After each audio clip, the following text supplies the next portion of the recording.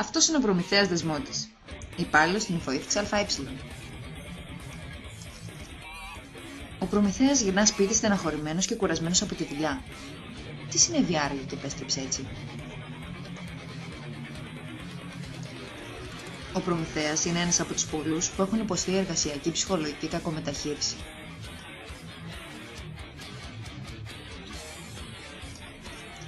Η εργασιακή ψυχολογική κακομεταχείριση είναι μια μορφή βίας που ασκείται στον εργαζόμενο συνήθως από ένα άτομο, π.χ. τον προϊστάμενο, ή από μια ομάδα ατόμων. Αυτός είναι ο Κάπα Μπούλης, προϊστάμενος στην Υφοήθηξη ΑΕ. Ο Κάπα Μπούλης ως προϊστάμενος έχει τη δύναμη. Φέρει τους υπαλλήλους, όπως και στον Προμηθέα, με άσχημο τρόπο.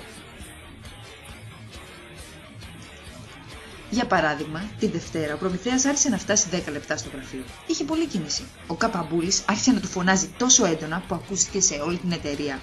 Όπως κάνει κάθε φορά άλλωστε. Τι θα γίνει με σένα, Δεσμότη? Αλλά ο Κάπα Μπούλης βρίσκει συνεχώς αφορμές για να ξεφτυλίσει τον Προμηθέα. Την Τρίτη ζήτησε από τον Προμηθέα να αντικαταστήσει ολόκληρο το δίκτυο της εταιρείας με ένα νέο σύστημα καλωδίωσης. Πράγμα αδύνατο να επιτευχθεί εντός λίγων ωρών. Ο Προμηθέας δεν κατάφερε να το ολοκληρώσει και έτσι εισέπραξε το χαρακτηρισμό Αχ, Χριστέ άνθρωπε.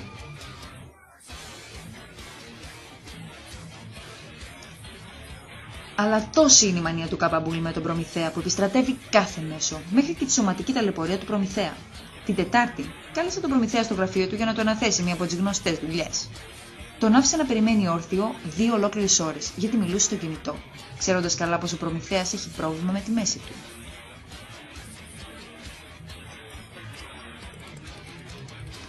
Επειδή όμως ο Κάπα Μπούλης διαθέτει και ένα κύρος στην εταιρεία, δεν πρέπει να φαίνεται πέτειος. Γι' αυτό το λόγο έχει βάλει δικά του άτομα, τα τσιράκια του, που καταφέρουν να κάνουν πιο δύσκολη τη ζωή του Προμηθέα. Την Πέμπτη, ο Προμηθέας έτρεχε για μια δουλειά που του είχε αναθέσει ο Κάπα Μπούλης και ξέχασε ανοιχτό το προσωπικό του λάπτοπ. Ένα από τα τσιράκια εκμεταλλεύτηκε το γεγονός και αντέγραψε τα προσωπικά του αρχεία.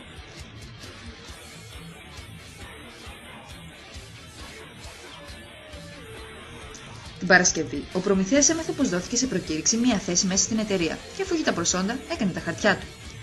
Έδωσε τα χαρτιά του στον υπεύθυνο των αιτήσεων, αλλά δεν ήξερε πως δεν θα έφταναν ποτέ στον υπεύθυνο εργασίας, γιατί ο υπεύθυνος των αιτήσεων ήταν τσιράκι του Κάπα Μπούλη.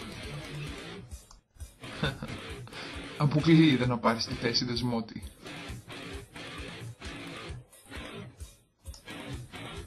Κάθε κίνηση του Προμηθέα στην εταιρεία υπονομεύεται με τον ένα ή τον άλλο τρόπο από τον Κάπα Μπούλη και τα τσιράκια του. Γι' αυτός ο Προμηθέας είναι ένας κινούμενος στόχος. Τι έκανε συνοπτικά ο Κάπα Μπούλης στον Προμηθέα? 1. Του φώναξε. 2. Του επιτέθηκε γλωσσικά.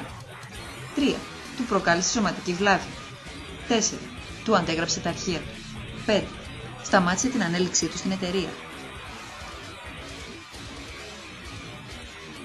Ο Προμηθέας αποφασίζει να πάει να συζητήσει με τον προϊστάμενό του, τον Κάπα Μπούλη, την απαράδεκτη συμπεριφορά προς το πρόσωπό του. Αποτέλεσμα, η απόλυση του Προμηθέα. Κύριε Μπούλη, δεν μου φέρεστε σωστά. Απολύεσαι. Μα είναι δυνατόν να υπάρχουν αυτά τα πράγματα? Πώς είμαστε υπερβολικοί? Κι όμως είναι. Αυτά συμβαίνουν καθημερινά στο εργασιακό περιβάλλον και έχουν καταγραφεί χιλιάδες περιστατικά σε ευρωπαϊκό και παγκόσμιο επίπεδο.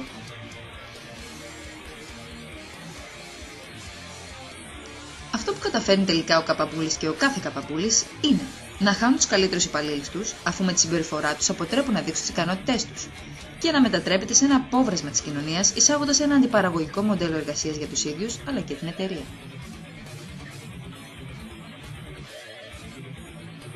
Σε αυτές τις περιπτώσεις δεν πρέπει να ξεχνάμε την ύπαρξη των διάφορων αρμόδιων φορέων προστασίας του εργαζομένου. Αν έχω πρόβλημα στην εργασία, καταγγέλλω το γεγονός στην επιθεώρηση εργασίας.